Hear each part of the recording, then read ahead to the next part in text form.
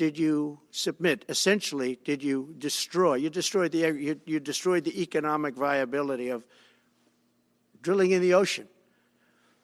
And with AI coming along and all, a lot of people don't realize that AI is going to be a big thing, but you'll need double the electricity at least that we have right now. So right now we produce electricity for many, many different things. AI is a very big deal in terms of the future. China is already building electric facilities, big, bold electric facilities. And you know how they're being fired up? With coal. They're being fired up with coal. And we're going to build bigger and better ones. People like Hussein that are doing the same thing as he is. I'll bet they don't do it as well because I know how he does it, but they're doing a lot of things. The problem is they can't get their permits because I say build the plant with the building. So with the structure, build the plant, because if you go into grids are old. So they said, that's a great idea. In other words, build your electric facility alongside of your plant. And you could have extra output if you want, because once you build it, you can make it larger pretty inexpensively. You could have extra output, which you'll sell to the public, but build it with the plant, and people are loving that idea. So we're going to have a lot of fun making America great again, and it's going to happen, I think, very, very quickly. It's already happened. So I would say this, and this has been pretty openly reported by the news. There's never been anything like what's happened in the list. Since we won the election, couple of months since we won the election, the whole perception of the whole world is different.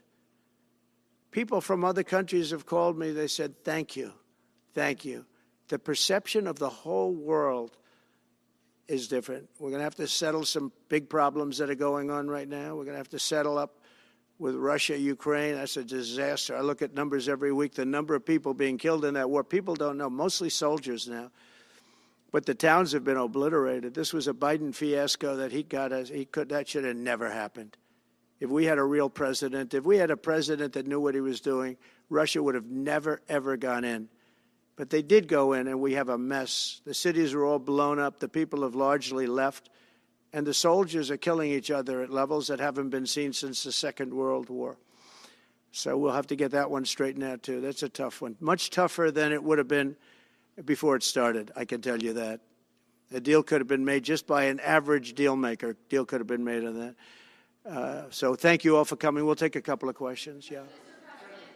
Go ahead, please. Mr. President, thank you. I wanted to touch on the world on fire that you mentioned, but let's start, if we could, with your references to Greenland and the Panama Canal, so forth. Can you assure the world that as you try to get control of these areas, you are not going to use military or economic coercion? No. And can you tell us a little bit about what your plan is? Are you going to negotiate a new treaty? Are you going to ask the Canadians to hold a vote? What is the strategy? Yeah. I can't assure you, you're talking about Panama and Greenland. No, I can't assure you on either of those two. But I can say this, we need them for economic security. The Panama Canal was built for our military. I'm not going to commit to that now. It might be that you'll have to do something. Look, the Panama Canal is vital to our country. It's being operated by China. China. And we gave the Panama Canal to Panama. We didn't give it to China. And they've abused it. They've abused that gift. It should have never been made, by the way. Giving the Panama Canal is why Jimmy Carter lost the election, in my opinion, more so maybe than the hostages. The hostages were a big deal. But if you remember, and nobody wants to talk about the Panama Canal now because, it's inappropriate, I guess, but because it's a bad part of the Carter legacy. But he was a good man. Look, he was a good man. I knew him a little bit, and he was a very fine person, but that was a big mistake. Giving the Panama Canal to Panama was a very big mistake. We lost 38,000 people. It cost us the equivalent of $1 trillion, maybe more than that. Probably the most expensive, they say it was the most expensive structure, if we call it a structure, which I guess you can, ever built. And giving that away was a horrible thing. And I believe that's why Jimmy Carter lost the election, even more so than the hostages. Those two things. If I could just follow up on Ukraine and Iran, the two negotiations you'll be heading into. On Ukraine, you said just before, it's a lot more complicated now. Much more complicated. Do you believe? Because it would have never started. Right, but it has started. You've Well, got not only started, the cities are largely knocked down. So they're you've they're got like, what you've got. At this point, to hold on to leverage in dealing with President Putin, would you make a commitment to the Ukrainians that you will keep supporting them during the negotiations? well, I wouldn't tell you And if that were the would case. you make a commitment to provide a security guarantee if they do enter into an armistice or a ceasefire along the lines that the French and the Germans? So, a big part of the problem was Russia for many, many years, long before Putin said you could never have NATO involved with Ukraine. Now, they've said that. That's been like written in stone. And somewhere along the line, Biden said, no, they should be able to join NATO. Well, then Russia has somebody right on their doorstep, and I could understand their feeling about that. But there were a lot of mistakes made in that negotiation. And when I heard the way that Biden was negotiating, I said, you're going to end up in a war. And it turned out to be a very bad war. And it could escalate. That war could escalate to be much worse than it is right now. They can never join NATO. Well, my view is that it was always understood. In fact, I believe that they had a deal, and then Biden broke it. They had a deal which would have been a satisfactory deal to Ukraine and everybody else, but that Biden said, no, you have to be able to join NATO. And that's always been, and nobody knows more about NATO than I. Years ago when I first started this, I didn't know too much about NATO, but I got it right anyway. I said they're taking advantage. I'm the one that got, and the Secretary General was here, as you know, 2 weeks ago, saying that if it weren't for me, NATO wouldn't even exist right now, because I raised from countries that weren't paying their bills. At that time, 28 countries, 20 of them were not paying their bills, 21 to be exact. They weren't paying, or they were paying a very small portion. And I raised over $680 billion. That was the number he gave, by saying, if you don't pay, we're not going to protect you. And as soon as I said that, the money came pouring in. But Obama could have said it. Other people could have said it. Bush could have said it. Nobody said it but me. I took a lot of heat. They said, oh, that's a threatening statement. Well, they weren't paying their bills. I said, we're not going to protect you if you're not paying the bills. So in a true sense, I saved NATO, but NATO's taken advantage of us. And one of the problems that I have, and I've said it openly, I said it to President Zelensky, Europe is in for a tiny fraction of the money that we're in. Now, whether you like that situation or not, Europe is much more affected than the United States. We have a thing called the ocean in between us, right? Why are we in for billions and billions of dollars more money than Europe? And, they're a similar size, a little smaller, but they're a similar size economy as the United States when you add them up. And yet Europe is in for a small fraction of the number the United States is in. Now, Biden could have called them up during the term. That's what I did. I said, you have to pay your bills. And one stood up. I won't say who. You'll probably have it, because the media hated to report on it. But a prime minister stood up from a country, our famous meeting of 28 nations with no press, no anybody in the room. He stood up. He says, does that mean if we don't pay our bill, and at that point it was 2%, it should be 5%. It should be 5%, not 2%. But at that point it was 2%. But many people didn't pay. Some people didn't pay anything. But many people were way, including Germany. Germany was at less than 1%. You're going to press for 5%? Well, I think NATO should have 5%, yeah. Well, you can't do it at 2%. I mean, at 2%, every country, if you're going to have a country in a regular military, you're at 4%.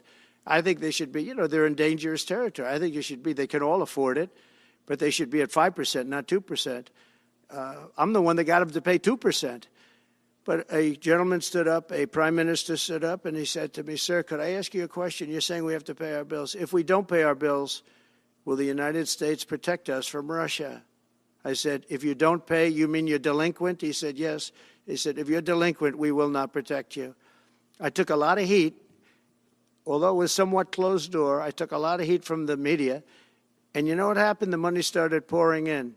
That's why NATO has money. And the Secretary General said it was the most incredible thing he had ever seen in a negotiation. Now, if I would have said, yes, we will, nobody would have paid. If I would have loved to say, yes, we'll protect you even if you don't pay. But that's not the way life works. Mr. President, two questions related to each other. First, you said on your first day of office you're going to pardon January 6th defendants. Are you planning to pardon those who were charged with violent offenses? Well, we're looking at it, and we have other people in there. And as you see, I guess 24 or 28 people came now from the FBI. That came out very quietly. Nobody reported it, but they had people in some form related to the FBI. They had 4 or 5 people that were strongly related to the FBI. We have to find out about that. We have to find out about Hezbollah. We have to find out about who exactly was in that whole thing, because people that did some bad things were not prosecuted. You know, I see it all the time, and you see it too. People that were doing some bad things weren't prosecuted, and people that didn't even walk into the building are in jail right now. So we'll be looking at the whole thing, but I'll be making major pardons. Yes, please. Sorry, just one more Please. On Jack Smith's report. Good afternoon, Mr. President. It's good to see you again. 2 questions about Syria and the ongoing war in Gaza. About Syria, the Pentagon disclosed last month the U.S. has some 2,000 troops in Syria. That's almost double the number initially we were told of 900. Will you keep that troop capacity the same upon taking over? Well, I won't tell you that because that's part of a military strategy, but I will say it was Turkey. Turkey's been after that country in different names and different forms and shapes for 2,000 years. Those people that went in are from Turkey. And President Erdogan is a friend of mine. He's a guy I like, respect. I think he respects me also. He's the one that didn't go after certain people after I requested that he not. You know who I'm talking about, the Kurds. I don't know how long that's going to, because they're natural enemies. They hate each other. But he didn't do that yet. And he didn't do it in the past also. He started, and I said, please don't do that, and he didn't do it. So, but if you look at what happened with Syria, Russia was weakened, Iran was weakened, and he's a very smart guy. And he sent his people in there through different forms and different names, and they went in and they took over, and that's the way it is. I'm sorry, I don't mean to interrupt you. Do you have concerns about HTS taking control of Syria? By the way, I at this have point? the envoy here. Is that in the back? Standing with my son, Eric, is Steve Witkoff, who's just got back from the Middle East, and he's done a fantastic job. He's a great deal maker. I said, what we need there is a deal maker, because nobody makes a deal. We have people that understand where the rivers are and where the meets and bounds are, but they can't talk. They can't make deals. Steve's done a great job. I just want to thank you, Steve. You've been working endlessly for months, and he's working specifically on the hostages, trying to get them back. Well, that was my second question. Is Hamas Steve, come up for a second. Maybe you might want to say a couple of words. Sir, I didn't- Hamas released another hostage I didn't know Steve was going to be here, actually. Neither did I. He's done a fantastic job, and it's a dangerous job, too, and we appreciate it. He didn't know about this kind of danger and the other deal-making he does. Now he sees a lot of big danger. Come on up, Steve. Mr. President, can I ask you a second part of that? Hamas Yeah, released just one another second, hostage please. video. I'm going to give you a little report on the hostages, if I can. Steve? Thank you very much. Thank you, Mr. President. Wow. Well, I think we're making a lot of progress, and I don't want to say too much because I think they're doing a really good job back in Doha. I'm leaving tomorrow back to go to Doha, but I think that we've had some really great progress, and I'm really hopeful that by the inaugural, we'll have some good things to announce on behalf of the President. I actually believe that we're working in tandem in a really good way, but it's the President, his reputation, the things that he has said that are driving this negotiation. And so hopefully it'll all work out and we'll save some lives.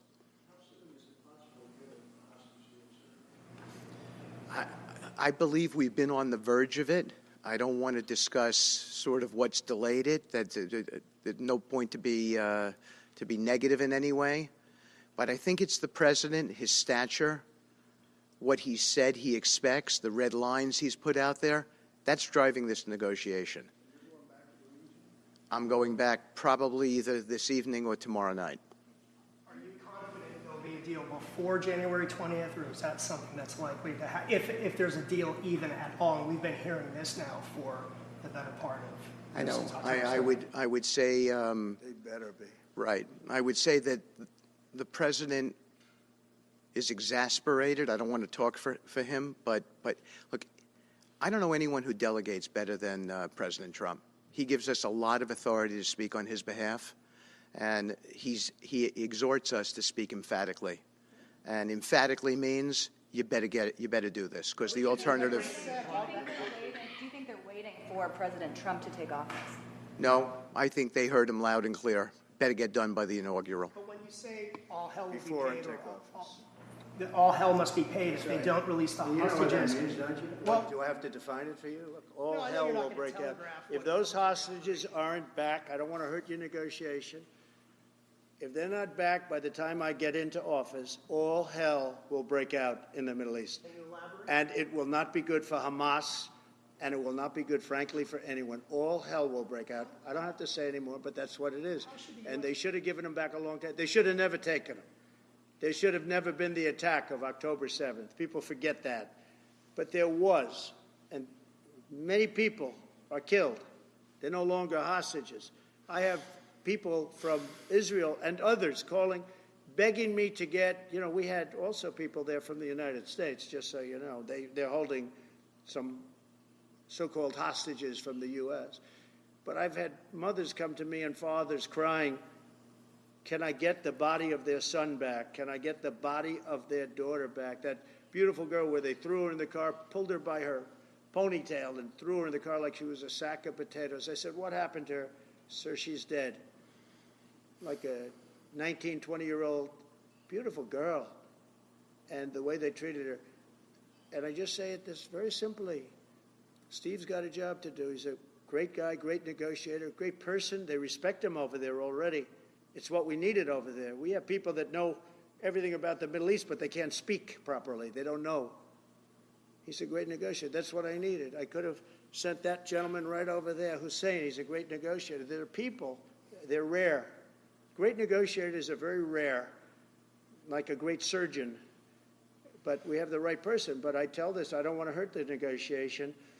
If the deal isn't done before I take office, which is now going to be 2 weeks, all hell will break out in the Middle East. More than 140 police officers were injured by rioters on January 6th. Will you pardon anyone who attacked a police officer? Well, the only one that was killed was a beautiful young lady named Ashley Babbitt. She was killed, and there was actually somebody else that was killed, also a MAGA person, but people don't give it 100% credibility. I'm going to find out about it, and we're going to find out. But Ashley Babbitt was killed. She was shot. She had never been shot. She was shot for no reason whatsoever. In fact, they say that she was trying to hold back the crowd, and the crowd was made up of a lot of different people, so we'll see. But I will tell you this, the person that was killed was Ashley Babbitt. The other thing is, when they talk, there was never charges of insurrection or anything like that. But if there were, this would be the only insurrection in history where people went in as insurrectionists with not one gun, okay? And let me tell you, the people that you're talking about have a lot of guns in their home for hunting and for shooting and for entertainment, a lot of good reasons. But there wasn't one gun that they found. And why didn't they find the bomber, the pipe bomber? They know who the pipe bomber is. The FBI knows who it is. The status of the FBI has gone down so far, and the status of the DOJ, or as I call it, the Department of Justice, it's the Department of Injustice. It's being laughed at all over the world. And hopefully with Pam Bondi and with Kash Patel and with other people that we're putting in. Please. Back on Greenland, your position is clear, but have you directed your staff to take specific actions to draw plans? And can you elaborate again? You didn't rule out military coercion. Well, we need Greenland for national security purposes. I've been told that for a long time, long before I even ran. I mean, people have been talking about it for a long time. You have approximately 45,000 people there. People really don't even know if Denmark has any legal right to it. But if they do, they should give it up because we need it for national security. That's for the free world. I'm talking about protecting the free world. You don't even need binoculars. You look outside, you have China ships all over the place. You have Russian ships all over the place. We're not letting that happen. We're not letting it happen. And if Denmark wants to get to a conclusion, but nobody knows if they even have any right, title, or interest. The people are going to probably vote for independence or to come into the United States. But if they did do that, then I would tariff Denmark at a very high level. Have you asked your staff to draw up plans for acquisition? I mean, are you actively No, we're not pursuing- at that stage, but we have people. I haven't even entered office yet. Secondly, sir, Elon Musk has drawn some criticism and a lot of attention for some of his actions and provocative statements about foreign affairs, including in Europe. Your reaction to that, is that appropriate for... You mean where he likes people that tended to be conservative? I don't know the people. I can say Elon's doing a good job, very smart guy. I don't know the people you're talking about. He was, I know he said some negative things about a couple of people that are running for office, but that's not so unusual. Yes, please. I wanted to ask you about Ukraine and Putin. How soon do you anticipate going to meet with Putin to discuss the Ukraine situation? Well, I can't tell you that, but I know that Putin would like to meet. I don't think it's appropriate that I meet until after the 20th, which I hate, because, you know, every day people are being, many, many young people are being killed, soldiers. You know, the land is very flat, and hundreds of thousands of soldiers from each, many hundreds of thousands from each side are dead, and they're laying in fields all over the place. Nobody to even collect. There's landmines all over. It's a disaster. But it's very flat. It's great. It's farmland, and it's very, very flat. And the only thing that stops a bullet is the human body. And the human body is stopping a lot of bullets. Within the I hope first so. 3 to 6 I hope to have 6 months. No, I hope long before 6 months. Look, Russia's losing a lot of young people, and so is Ukraine. And it should have never been started. That's a war that should have never happened. I guarantee you, if I were president, that war would have never happened. Who would you like to nominate to replace Michael Barr as vice chair of the military? I'll be announcing somebody. Mr. President, if we were to work under the assumption that you're serious about making Canada 51st state of the United States, the leader of the Conservative Party in Canada said, under no circumstance will it ever be the 51st state. Maybe he won't win, but maybe he will. I don't care. You had suggested. Listen, I don't care what he says. But Sir, real fast, you said you were considering military force to acquire Panama and Greenland. Are you also considering military force to annex and acquire Canada? No, economic force, because Canada and the United States, that would really be something. You get rid of that artificially drawn line, and you take a look at what that looks like.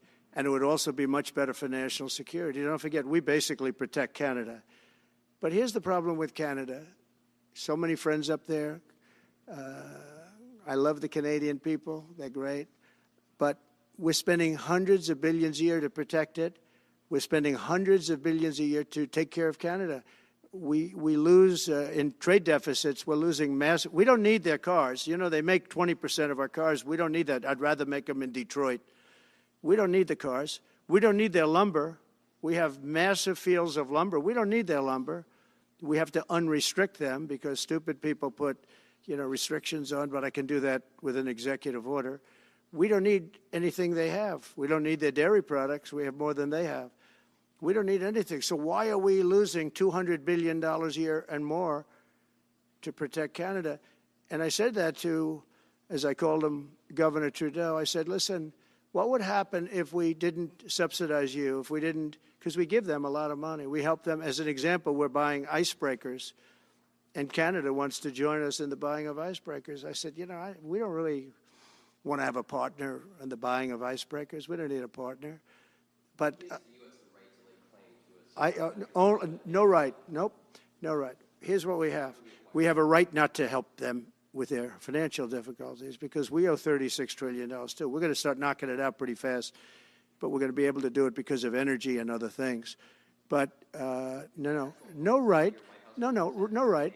But why are we supporting a country, $200 billion plus a year? Our military is at their disposal. All of these other things, they should be a state. That's why I told Trudeau when he came down, I said, what would happen if we didn't do it? He said Canada would dissolve. Canada wouldn't be able to function. if we didn't take their 20% of our car market. You know, again, they send us hundreds of thousands of cars. They make a lot of money with that. They send us a lot of other things that we don't need. We don't need their cars, and we don't need the other products. We don't need their milk. We got a lot of milk. We got a lot of everything, and we don't need any of it. So I said to him, well, why are we doing it? He said, I don't really know. He was unable to answer the question, but I can answer it. We're doing it because of habit, and we're doing it because we like our neighbors, and we've been good neighbors. But we can't do it forever, and it's a tremendous amount of money. And why should we have a $200 billion deficit and add on to that many, many other things that we give them in terms of subsidy? And I said, that's okay to have if you're a state.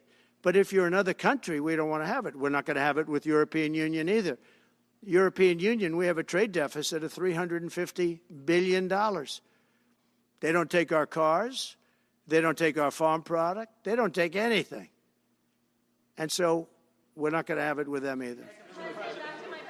Brian, go ahead. Yes. Happy New Year, by the way. Thank you. We have some breaking news. You may not be aware of this, but it looks like Canon has blocked the DOJ from releasing the Smith's report until further court proceedings. Get your thoughts on that. Wow, that's a big story. Yeah. So if I get it right, the fake witch hunt started by the DOJ having to do with books and records, and Biden had many more, and he wasn't protected by the Presidential Records Act. I was. But all of that fake stuff that took the lives of people, I mean, literally destroyed people. People are destroyed because of what they did. Destroyed. But we got to be president. But Biden did it for 40 years. He did it when he was a senator. That was illegal. And they ruled it was illegal. How about that? They said, it's illegal, but he's unfit to stand trial. So he can stand and be president of the United States, but the prosecutor found that he's unfit for trial. I was going to use that as a major talking point, but I never got to use it because all of a sudden I had a new candidate who was also sort of unfit to stand trial, right? But so what you're saying is that the judge just blocked the so Cannon was thrown off the case. They dropped their appeal because he had no case. They dropped all of that, the lawsuits against us. They lost the lawsuit. So this is deranged Jack Smith. So he dropped the lawsuits. He was told to by the DOJ because they had no lawsuit. They lost in court in front of a very strong and a very brilliant judge. They lost in court, and that pertained to other cases in other courts. So he wanted to do a report just before I take office, probably. So he'll do like a 500-page report, and it'll be a fake report just like the investigation was a fake investigation. And I said, well, wait a minute. This guy was thrown off in disgrace. In disgrace. He's going back to The Hague or wherever they're going to send him. In disgrace. Because he failed so badly. Because it was a fake case against a political opponent. They thought they were going to use this to beat me. So what you're saying is, I'm just hearing that they're not allowed to issue the report. So if they're not allowed to issue the report, that's the way it should be. Because he was thrown off the case in disgrace. Why should he be allowed to write a fake report? It'll only be a fake report. That's great news. Yeah. Good. And if I can just follow up real quickly, you want to comment, many Americans are angry that we're sending millions of dollars every month to the Taliban. Do you anticipate? It's not even believable. Billions of dollars, not millions, billions. We pay billions of dollars to essentially the Taliban, Afghanistan.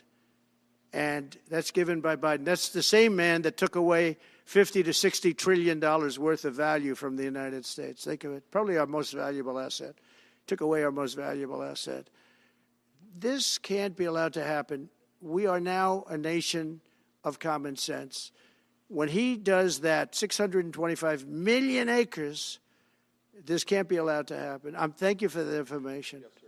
Most other people probably knew about it, but they wouldn't have told me, right? Mr. President, on the campaign trail, you vowed to bring down the prices at grocery stores very fast. Yeah, we will do it But then fast. you recently told Time Magazine that bringing down prices would be very hard. So what can the American people expect when you get into office? It's always hard to bring down prices grocery when store somebody and else has screwed something up like they did. But we'll bring them down. We'll get them down. Energy is going to bring down prices. We're going to have a lot of energy.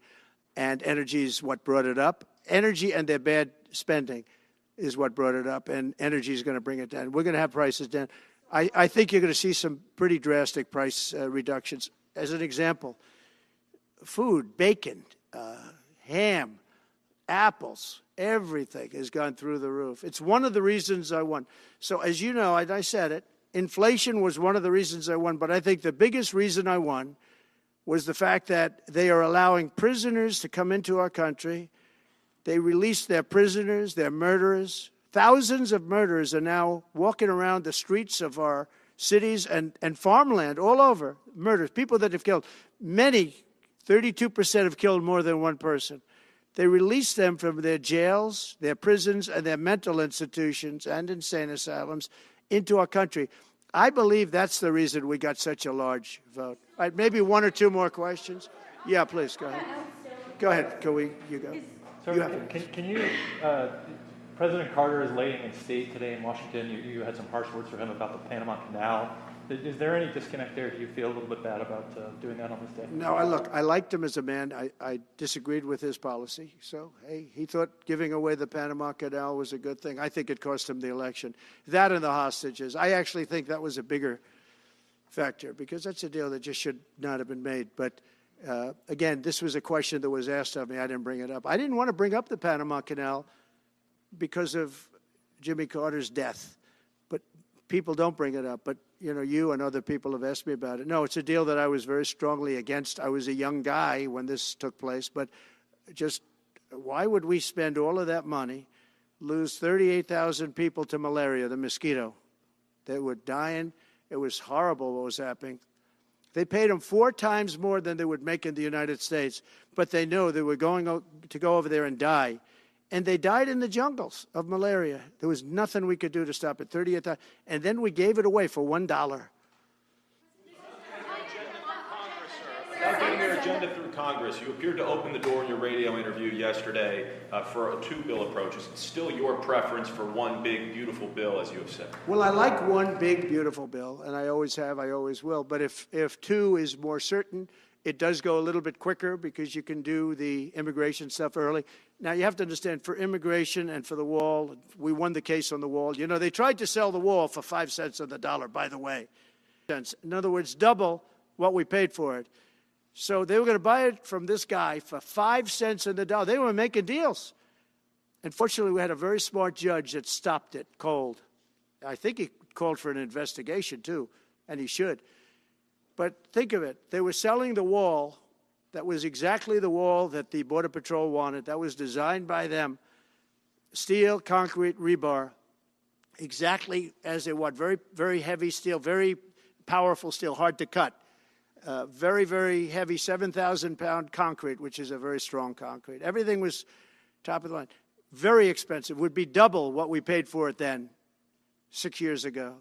But let me just tell you, they were selling it for 5 cents on the dollar to people, and those people were calling us, asking us to pay them 200 cents because it's a good deal because we can have it immediately.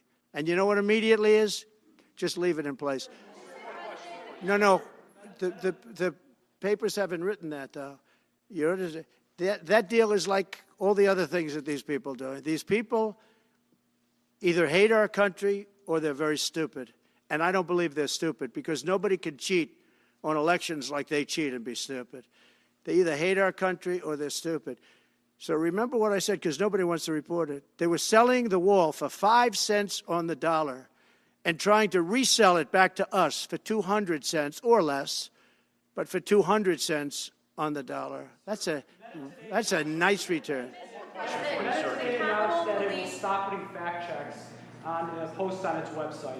And Meta said today it would stop putting fact checks on its website and instead allow community to fact check. Well, I watched their news conference, and I thought it was a very good news conference. I think they've come a long way. Meta, Facebook. I think they've come a long way. I watched it. The man was very impressive. I watched it. Actually, I watched it on Fox. I'm not allowed to say that. Say it? Do you think he's directly responding to the threats that you have made to him in the past? With Probably. Yeah, probably. The last time you were here, you were asked a question about the U.S. possibly launching a preemptive strike on Iran. You said you wouldn't answer that question. Who? Obviously, on Iran, the U.S. launching a preemptive strike on Iran's nuclear facilities. And I said, Answer that question. I don't talk about it. It's a military strategy. But it is a legitimate question. It's something that Well, it's not really, because only a stupid person would answer it.